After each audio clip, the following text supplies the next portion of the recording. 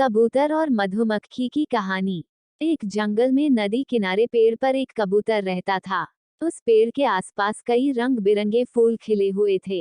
एक दिन एक मधुमक्खी फूलों का रस इकट्ठा करने के लिए नदी किनारे आई और रस इकट्ठा करते करते अचानक नदी में गिर गई। मधुमक्खी बाहर निकलने के लिए पंख फड़फड़ाने लगी। नदी गहरी थी। लाख कोशिशों के बावजूद मधुमक्खी बाहर नहीं निकल पाई। पास ही पेड़ पर बैठा कबूतर यह सारा दृश्य देख रहा था।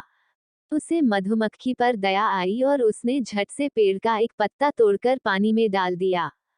मधुमक्खी पत्ते पर चढ़ गई और पत्ते में बैठे बैठे नदी के किनारे पर सुरक्षित पहुंच गई।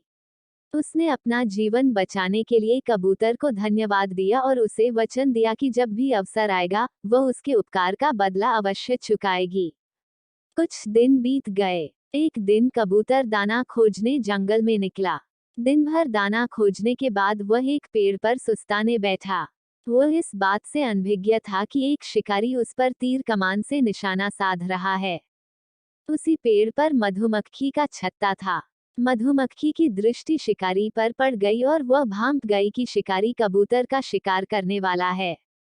बिना समय गंवाए उसने अपनी साथी मधुमक्खियों के साथ मिलकर शिकारी पर धावा कर दिया और उसे डंक मारने लगी।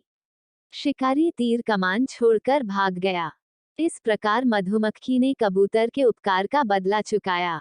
कबूतर मधुमक्खी की मदद पर बहुत खुश था। उस दिन से कबूतर और मधुमक्खी बहुत अच्छे दोस्त बन गए।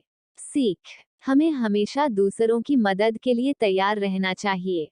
जब हम दूसरों की मदद करेंगे तभी वक्त आने पर हमें मदद प्राप्त होगी।